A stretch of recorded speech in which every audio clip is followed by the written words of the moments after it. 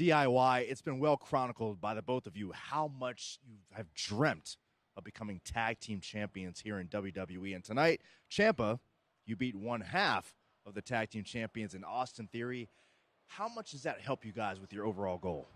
Man, Austin Theory did a number on me tonight, but I came out on top, and that's all that matters. All that matters is wins and losses here. And we know that. We need wins to build momentum because we want those tag team titles. Yep. But tonight, we only got half of the job done. Next week. There's one more left. Me and Austin Theory have a bit of a complicated history.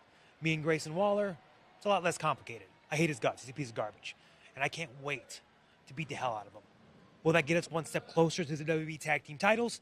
I hope so. But I am going to take some pleasure in just beating him up. That's going to be awesome. Well, I hope you enjoy next week, number one, Johnny. And listen, 2 wins in a row, it's going to be hard to argue that you guys don't deserve a future tag team title opportunity. For the record, I don't like either one of them. But you know what I like? Sorry. I like gold. You like that? That's what I That's like. what you like? I like gold. Is that gold? That's what I want. That was gold? That's an explosion. Gold and pyro. That's what I want. So you want the gold, you want us to be strapped up, and you want the pyro to go off. You want the big moment. That's what we both want, right? Pyro, big moment, gold, let's do it. All of it. So you're manifesting gold and pyro, lots of it. Gold, pyro, DIY, beating A-Town down. What? That's what you said. We're going off on a roll here. I feel it. You feel my energy. You're matching it. Yeah. A lot of manifestation going on here. He's tired. It's fine. It's understandable. He's had a long night. Yeah, thank you, Byron. Bye. Thank you, guys. Megan Scott, manifesting everything back to you guys in the studio. Welcome back to SmackDown Lowdown, everyone, where I'm joined by Indy Hartwell. And Indy, tonight on Friday Night SmackDown, you had an interesting interaction with Bianca Belair and Jade Cargill. I don't know, from the outside looking in, it felt like you were kind of stirring the pot with those Stirring the pot? Byron, I wasn't stirring the pot. I was just telling them what they did to Candice's knee. You know, Candice is in critical condition.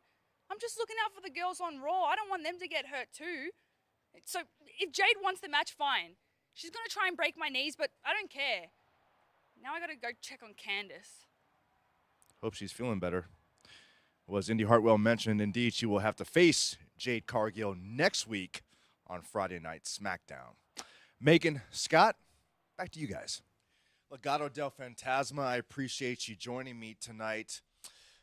Speaking of tonight, it seemed as if you all were uncharacteristically discombobulated. And I say that because we witnessed the attempted recruitment of Andrade. Byron, that's enough. I told you guys. We cannot trust Andrade. He's an ungrateful man. We are complete now. We don't need him. Come on, give me one more chance. He's gonna be good. No, you know him. Por eso lo no conoces. puedes Puede confiar en venir. él. Sí, nos va. Enough, guys. You didn't really think Andrade was gonna come around that easy, did you? Okay, yeah, but that's Andrade. What about Apollo? He just punched me. Santos is talking about Andrade. Apollo, he's now your business. Familia, we'll take care of business next week. And as far as Andrade is concerned, he'll come around. Confíen en mí. Okay? Vámonos. I know he's.